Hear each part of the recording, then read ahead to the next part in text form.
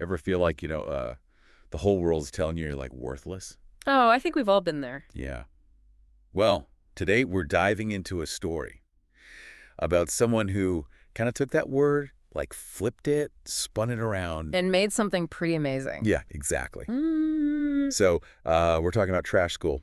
trash school. Yeah, Trash School. You heard right. And it's this whole movement, this idea of taking, well, trash. Things we discard, things we think have no value. Yeah, yeah, and turning it into, well, stuff people actually want, desirable stuff. It really makes you think twice about what we consider valuable, doesn't it? Totally. And the woman who started it all, the founder, I mean, her story is a huge part of what makes this so fascinating.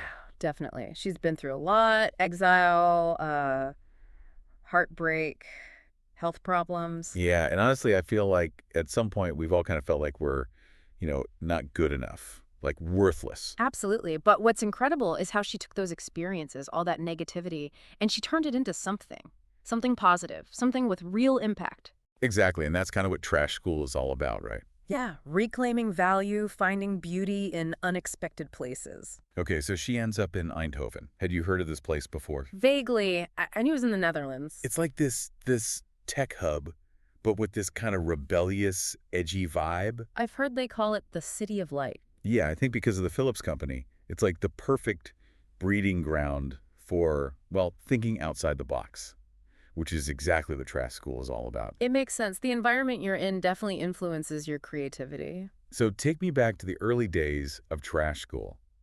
It all started with her literally picking up trash, right? Yeah, literally off the streets. Wow. Okay, so she's collecting all this stuff that people just threw away, saw no value in. And she's seeing potential where everyone else just saw garbage. But, and this is where it gets really interesting, she wasn't just like recycling it in the typical way. No, not at all. It's like she saw herself in these discarded objects, Yeah. Like, I'm going to prove you wrong. You think I'm worthless, but I'm going to make you something amazing. And she did. She had this incredible creative process. Okay, so tell me about that. How did she go about transforming this trash? It was playful, almost like she was rebelling against the idea of worthlessness. Yeah.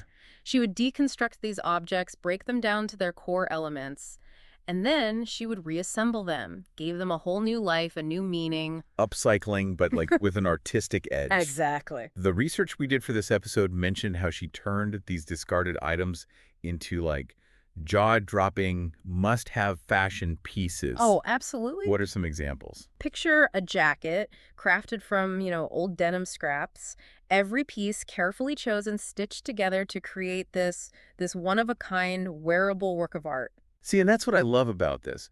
It's art, but it's also functional, wearable art. Exactly. And each piece has a story. It's a conversation starter. So Trash School, it started as her own thing, right? Yeah, her own personal project. But it didn't stay that way for long.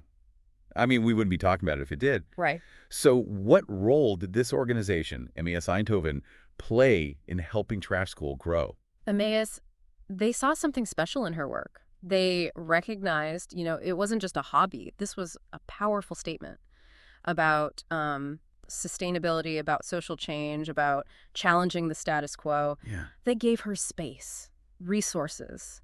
And it wasn't out of charity. They saw the potential impact. It's like they were an early investor, Yeah. in her vision, before it was even a thing, which really says something about the power of what she was creating. Absolutely. Okay, so Trash School, how'd it go from there? 'Cause it sounds like it's gotten pretty big. It grew organically, first volunteers, collaborators, and then eventually funding started coming in. It turned into a movement. Designers, artists, sustainability advocates, people all over the world paying attention. And I hear there's this big event coming up, the Sustainable Fashion Playground. It's going to be amazing. What can you tell us about it? Well, it's scheduled for March 8th, 2025.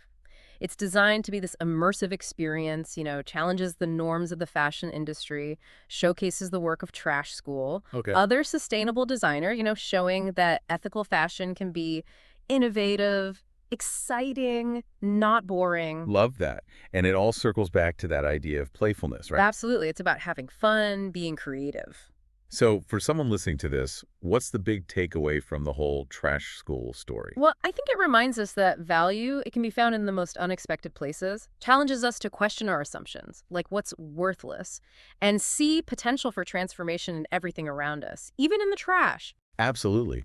And to think it all started because one person felt worthless. And instead of letting that define her, she redefined the word. It's despairing. It definitely makes you think.